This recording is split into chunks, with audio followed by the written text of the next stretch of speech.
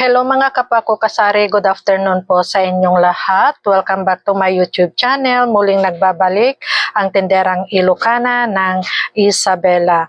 Time check muna tayo mga kapako kasari. 1:15 na po ng hapon. And for today's video, may gusto na naman akong i-share sa inyo. Another day, another sharing na naman ako sa inyo mga kapako kasari. Magandang mag-vlog ngayon kasi walang masyadong nabili at saka hindi nagpapa-music itong aking kapitbahay. Ayan, kahit mainit ang panahon mga kapwa ko kasari. Ayan. So, ako yung nakatoka ngayon na magbantay kasi nga si Mister, as usual, kapag ganitong oras ay talagang nagre-rest siya. Kasi kagabi ay alam kong puyat yan kasi nga may namatayan dito sa amin mga kapwa ko kasari is mabili talaga yung alak at saka sigarilyo. So for the first time na naka-open kami hanggang 12 o'clock midnight. Ayan, for the first time. Actually talagang ang sarado namin, pinaka-late na yung 9 o'clock. So sabi ko sa kanya, kung alam mo nang wala nang masyadong bumibili, kahit isarado mo na. Pero sabi niya, tinanong ko kaninang umaga kung anong oras siya nagsara kagabi. 12 o'clock na daw kasi nga maraming bumibili pa ng Red Horse at saka alak. Alam nyo naman dito sa probinsya kapag may mga namatayan na ganyan is uso yung mga sugal-sugal. Malakas talaga ang sugal tapos may kasama pang nagiinuman sila ng alak. Kaya mabinta sa akin ang Red Horse at saka gin bilog kagabi mga kapako kasari at sigarilyo. So, and for today's vlog, ang gusto kong i-share sa inyo kasi may mga dumating ako ditong parcel. Inunahan ko na talaga si Mister kasi baka mamaya iba-iba na naman yung mga pinag-order niya mga kapwa ko kasari na wala sa budget kung baga. Pero ito ay mga dagdag paninda dito sa aking tindahan. Ako mga kapwa ko kasari ay nag-order lang ako sa Shopee kung hindi ko na maharap na pumunta sa bayan or wala naman talaga akong sasadyain sa bayan na kaya ko pa namang idaan kay Shopee. Ayan, ay talagang kay Shopee ako kumakapit mga kapwa ko kasari. Kung ito lang naman kasi ang sasadyain ko sa bayan is talagang ako instead na nagtitipid ka ay hindi. Kasi nga, yung pamasahe pa lang, ayan, magkano na ang round trip dito sa amin.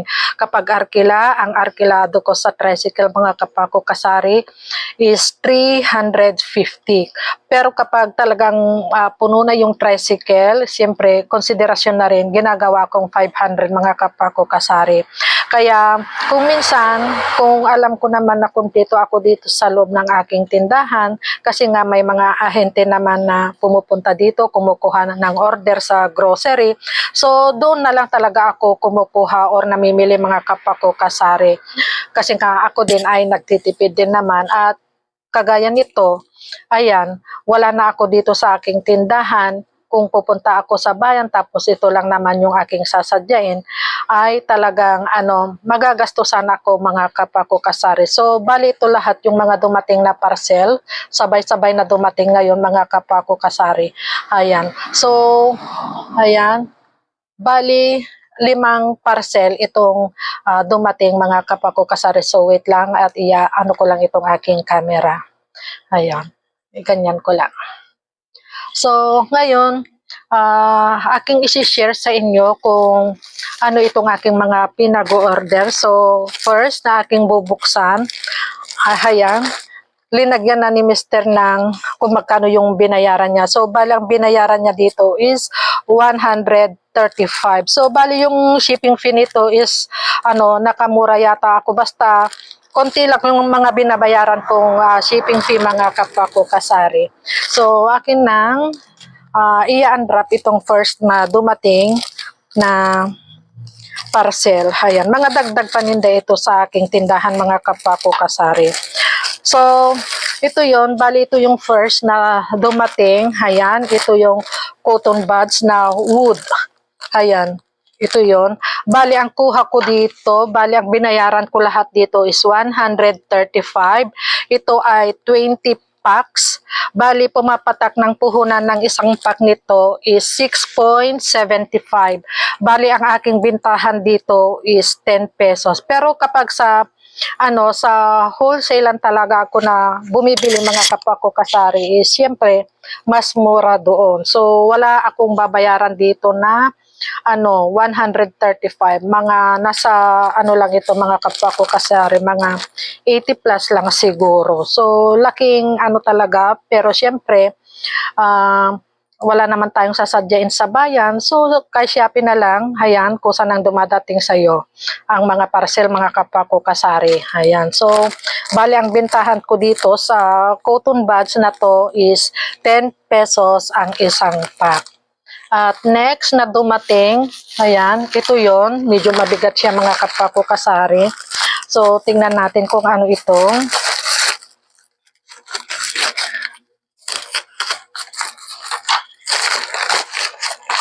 Ito ay yung wipes. Ayan, ganitong wipes ang aking kinuha, baby wipes na itong mami ang tatak nito mga kapwa ko kasari. So, kumuha lang ako ng 6, 1, 2, 3, 4,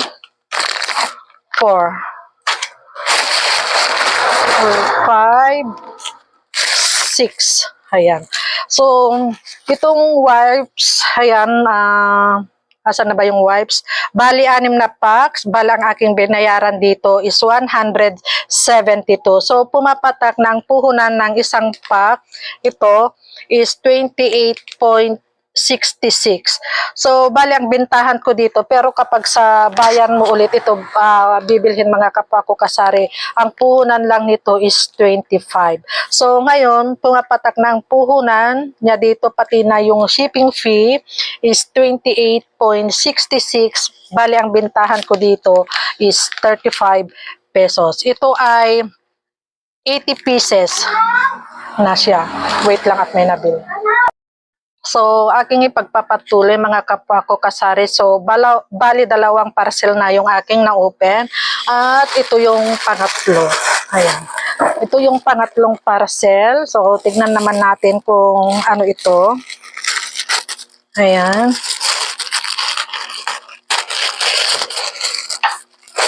Ay, ito. So, ito. Kumuha ako ng straw. Ayan. So, bali 10 pirasong ito. 10 piraso ito na drinking straw. Ayan. Ano bang tatak nito? Yung GK. GK naman ito. So, kumuha ako ng 10 piraso nito mga kapwa ko kasari. Ayan. Bali, ang puhunan nito is, bali ang aking binayaran lahat, itong 10 pack na drinking straw is 163. Bali, pumapatak na ang puhunan nitong isang ganito is 16.30. Ngayon, ang bintahan ko dito is 25 pesos mga kapwa ko kasari.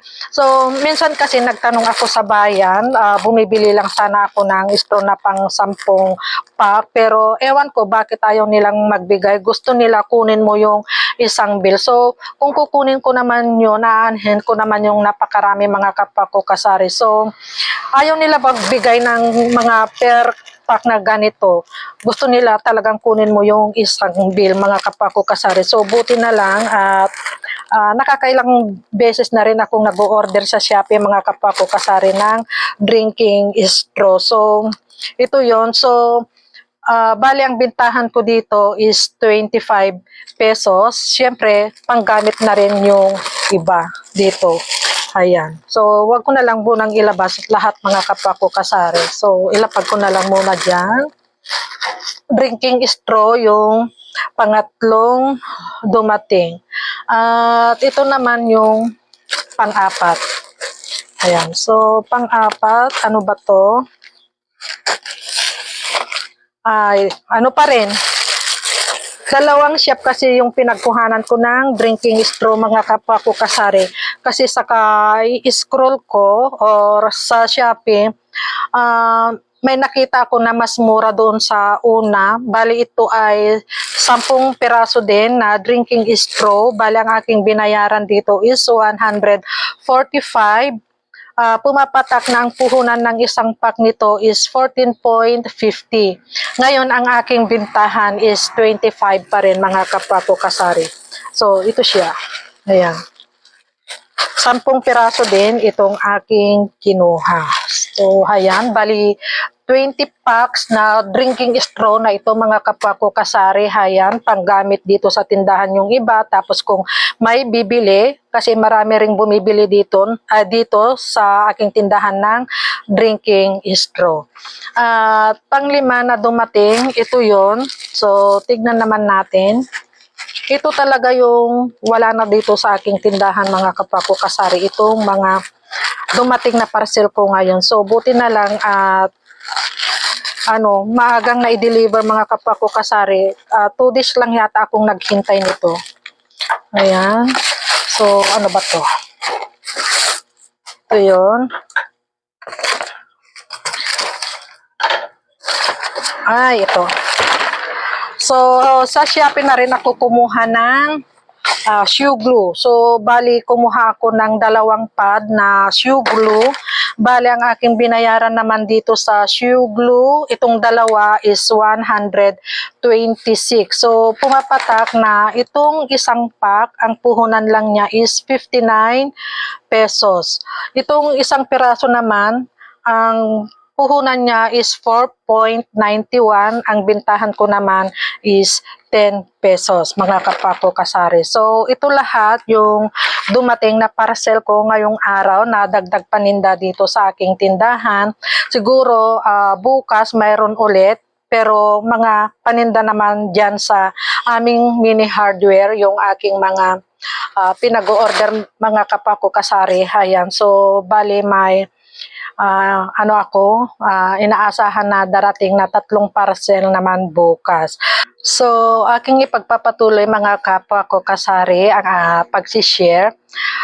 Another sharing ulit ako sa inyo mga kapwa ko kasari kasi kaninang umaga habang nagbabantay si Mr. dito, syempre sinamantala ko naman yung paglilinis dyan sa loob ng aming bahay. So, syempre kapag tayo ay naglilinis, ganyan kasama na doon yung tinitignan natin lahat, yung mga nasa aparador natin, yung mga box, kung ano-ano yung mga tinitignan natin mga kapwa ko kasari. So kanina, habang ako ay naglilinis, ayan, nakita ko na may mga paninda pala akong naka-stack mga kapwa ko kasari na matagal kasi nga wala na akong mapag-displayhan dito sa aking tindahan mga kapwa ko kasari.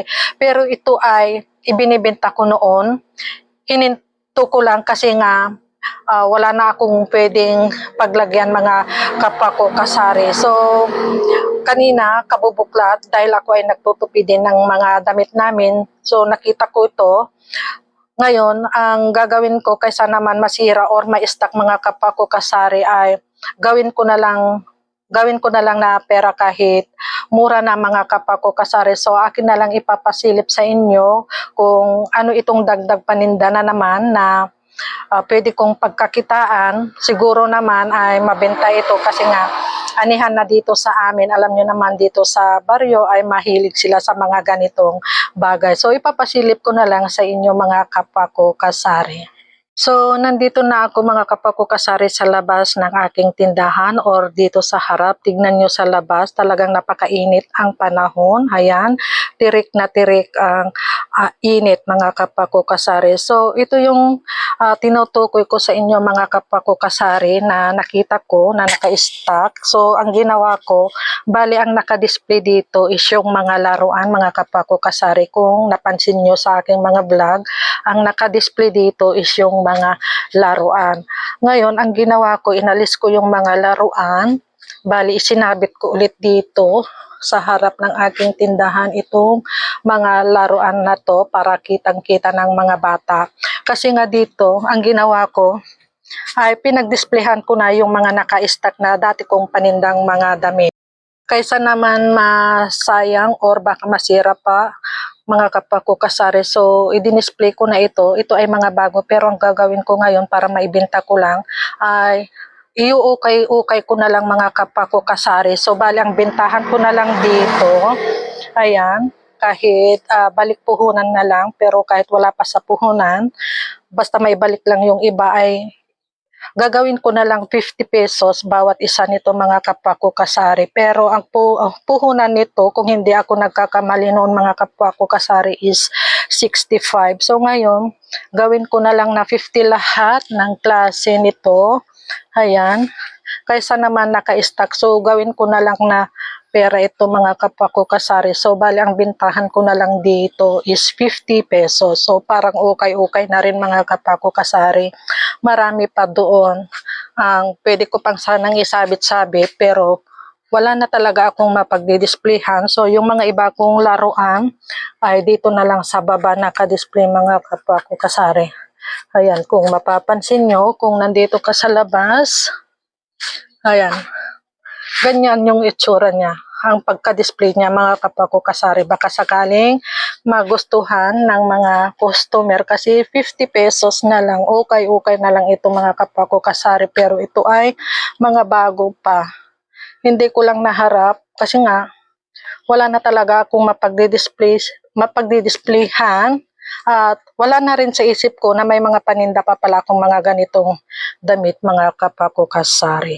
So, yan lang mga kapwa ko kasari ang aking ma-share na naman sa inyo ngayong hapon ng Lunes. Ayan, buti na lang at ako ay nagbuklat-buklat or naglinis-linis na naman mga kapwa ko kasari. Kaya nahalungkat ko yung mga paninda ko na damit mga kapwa ko kasari. Ito ay medyo matagal na. So, kaysa naman masira pa or anayin pa mga kapwa ko kasari, baka pasukin ng anay, kahit ano na lang, ibenta na lang sa mura kaysa naman masira or mapakinabangan. Hindi natin mapakinabangan mga kapwa ko kasari.